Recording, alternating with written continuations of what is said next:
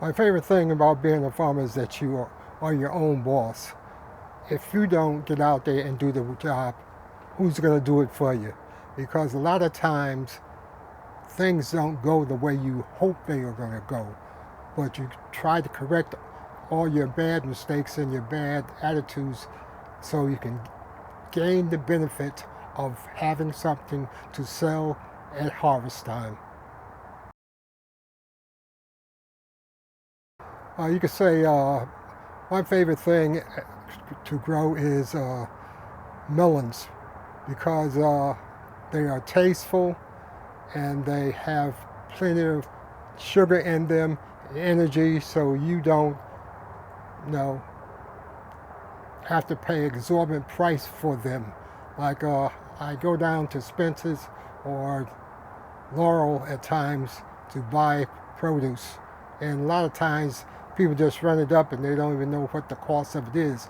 I know what the cost of it is to each individual farmer that brought his product to market.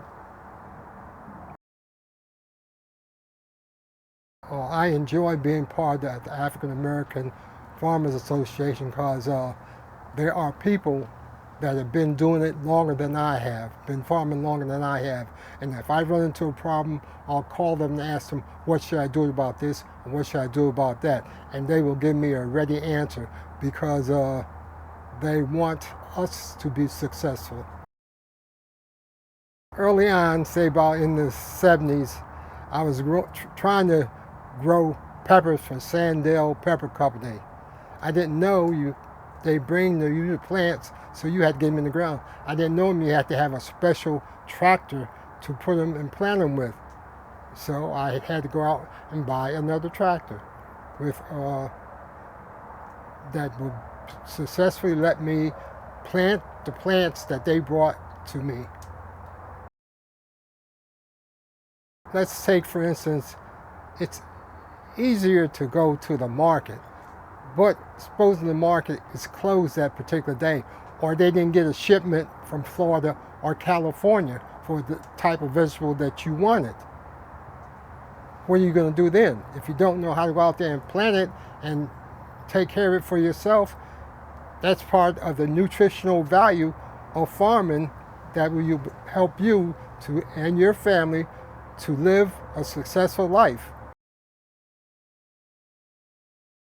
I can say early on when I was growing gourds just to be growing them, they were very successful because you get out there and you grow them, you cultivate them, and they grow. I don't know what it will be, but I know that he has to go out there and talk to someone that's been doing it for a period of time so he can give him advice and tell him what to buy, when to buy it, and what company to buy it from, because everyone doesn't want African American farmers to be successful. Well, I started farming when I was working in industry with DuPont Company. I had a garden behind my house, and I was growing string beans, tomatoes, peppers, what else? Turnips, collard greens, and it gave me a relief from the pressure of that corporate life. So that's why I continue, because I know that will give me an exhausting feeling of succeeding when people and everyone say you can't succeed because you don't have the knowledge or the money. All of them are hard, but if you get out there and do what is necessary, like making sure you rototill or cultivate your plants and everything, and get plenty of moisture from rain, you could succeed. You'll be able to get a good crop because earlier when I was started down here, I would use drip lines for the plants, for the tomatoes, the okra, string beans, and they were plentiful.